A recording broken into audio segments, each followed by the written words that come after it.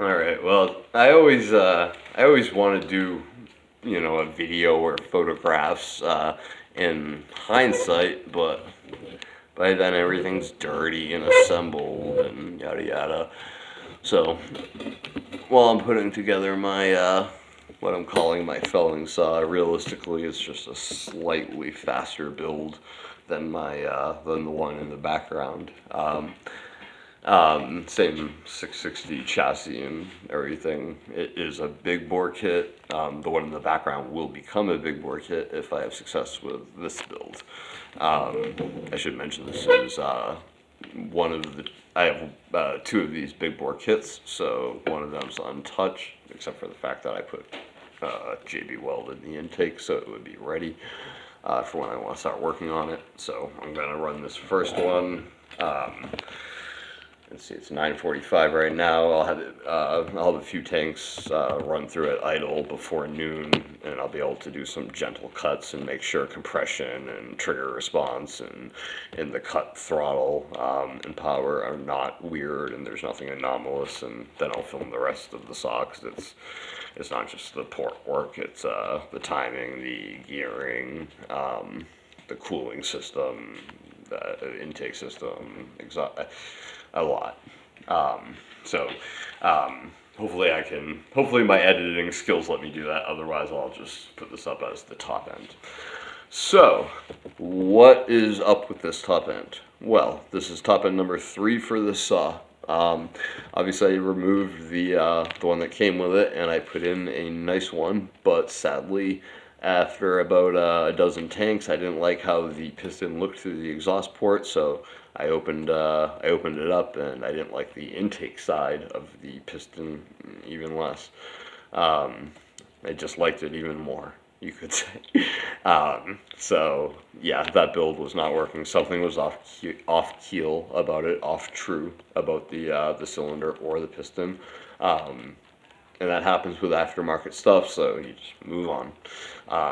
Maybe I'll find out later whether it was the jug or the slug, the piston or the cylinder. At any rate, because I had to do a little bit of crankcase work anyways, I ordered the big bore setup. And they do have some problems, but as far as I see, and I made another video on this that you can check out, as far as I can see, every single problem's very easy to overcome. So I'm going to go over the top end build, the top end on this build, and then pause it to go, like I said, just do a quick break-in and some basic cuts, and then come back and go over the rest of the saw, because it'll be my quote-unquote felling saw versus my bucking saw, my 25-inch felling saw versus my 32-inch bucking saw. In the background on that screen, those are the big bore pistons from Wiseco for the 660. Not for this, they're 56 millimeter pistons from Wiseco for the 660. I can't believe they exist, but I find them fascinating. So I figured I would just have them up in the background because I just learned about them this morning. Or I'm sorry, I just saw good pictures of them this morning. So let's look at this cylinder and see why it's different from a regular porting that I would normally do. All right, let's start at the let's start at intake and go to exhaust, because that's the way that things move through a cylinder in the first place. In fact, I'm going to put this right here. I love this graphic. Love it. It's from a screenshot from John's Custom Saws. I'll link him in the description. I'll also link Bayou Country Power Saws, because Kenzie from there is like one of the smartest one as far as I can tell. Actually, I don't like using terms like that. If I could have one channel, it would be his.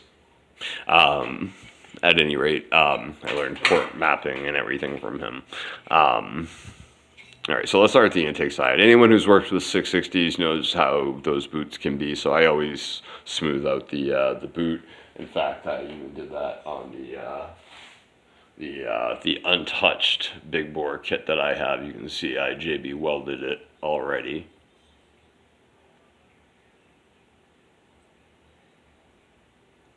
Allowing me to make whatever size intake port I want.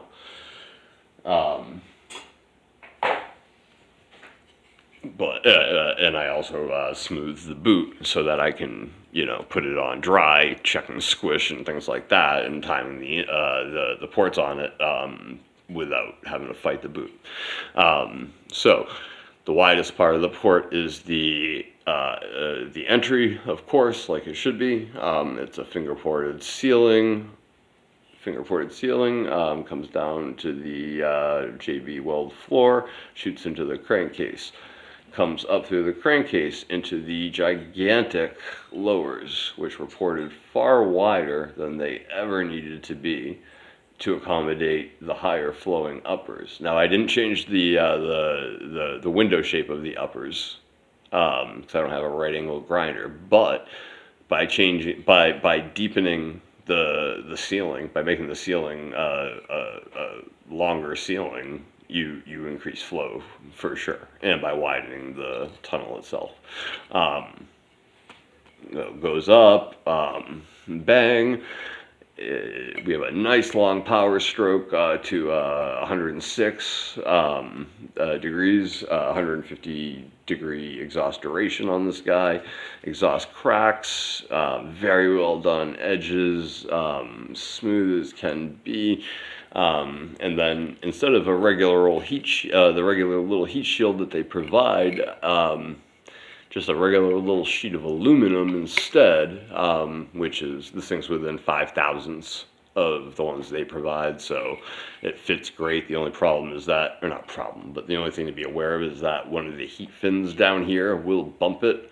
Like, you need it to be fitting that exhaust flange like perfectly. It needs to be sealing that 100%. So you do have to grind a little groove in here. Otherwise, it will still seal up well enough, but it will forever be putting pressure on those screws in a way that it shouldn't be. Anyways, the piston comes down, cracks the exhaust port. Air shoots out through the ported and polished intake port. Now, like I said, I didn't alter timing much, but I did widen it to about 62% of bore, which leaves me with very little on my piston skirts. The piston was ported as well to accommodate the one on the left is untouched, and the one on the right is the one that I did for this. Now that's to primarily to accommodate the lower transfers to allow as much in as possible.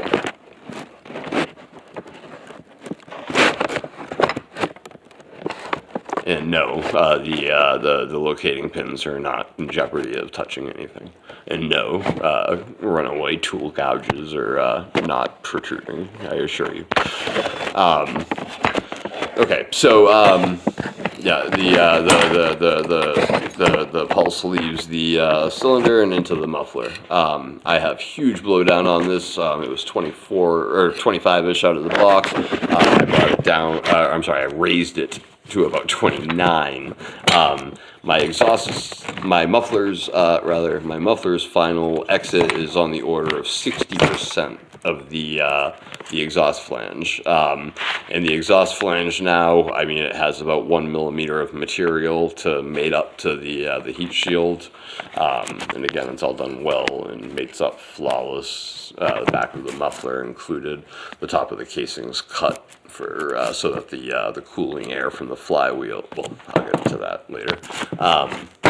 Okay, the other problem with that piston though, because of the short skirt, people complain that you can't machine them, so you can't deck them. Like, you can't lower the base and cut the squish band, and thus get it so that you have a flat squish band, i.e. meaning that your final squish level means that there's a flat area in the squish zone, not a tapered one. Holding more gas than it should be.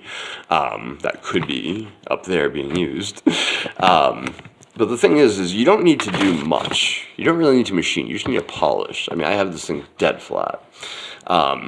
And I'm a touch away from freeporting, so I'm dialing that in now. Anyways, I'm going to finish dialing that in, break it in, and I'll be back.